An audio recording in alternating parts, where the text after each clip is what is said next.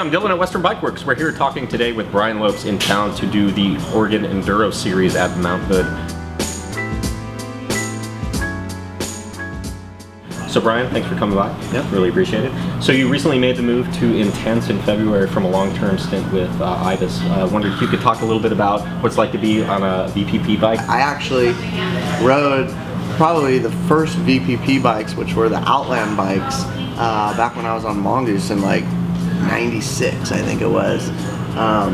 So I'm kind of OG with the VPP, but pedaling, I think, is one of the things that I noticed right off the bat, was the pedaling platform. Which for enduro races probably is a huge benefit, because it's a lot of up as well as a lot of down. Sometimes there's a little more pedaling than I would like even, but...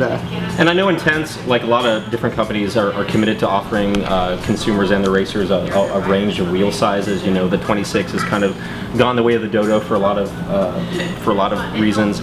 27.5, 29er, do you feel like the wheel size doesn't matter? Are there events that are better suited to those different wheel sizes? Do you have a preferred one, or does it kind of depend upon the event and the terrain? I think you nailed it right there. It depends on the event and the terrain, and you know, maybe what kind of rider you are as well. If I had to pick one, I'd go with the 27.5. But I still ride my 29er. There are situations, terrain, courses where I think that's definitely a better choice as well.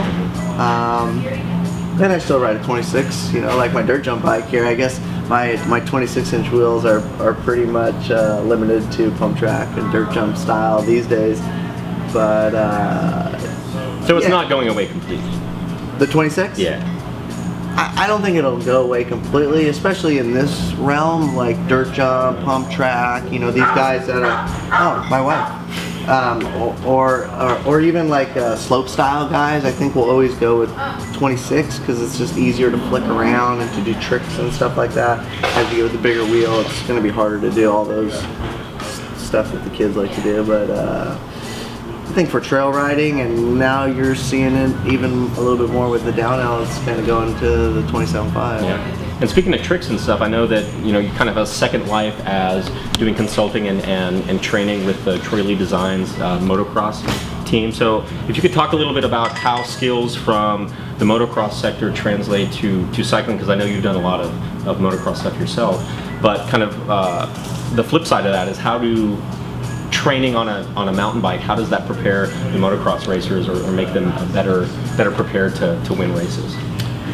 Yeah, I mean, I think both the sports, you know, they definitely have some similarities, and for a bicycle rider, training on the motorcycle, I think it just gets you used to the speed and reading terrain, but it also gets you in shape for handling a bigger, heavier machine through rough terrain, you know.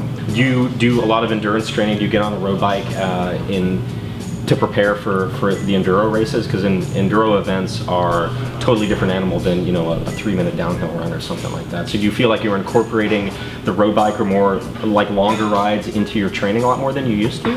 I ride my road bike, I'd say on average once or twice a week, depending on, usually in the summertime when I'm home, I might even ride it more just because the dirt is so dry and it's kind of hot where I live in the summertime, and the trails aren't so good in the summer, so I tend to ride my road bike a little bit more when I'm home. I get my mountain biking out here in places like Oregon and, you know, all the races that I go to, and then I go home and I jump on my road bike and, you know, do recovery rides down the coast, or go do a group ride for like some hard efforts and stuff. We went through this period of micro segmentation where, you know, went from just being mountain biking where you weren't a cross-country racer or a downhill racer, you were just like a mountain biker. And then it got into all these little micro segments of, you know, either you went downhill really fast or you went uphill really fast.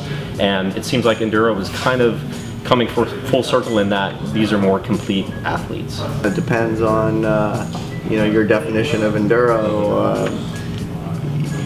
You know, like the World Enduro Series kind of runs races a specific way. Oregon Enduro kind of runs it very similar, but you know, then there's races like mega avalanche races, and you know, the old Super D, which were more mass start.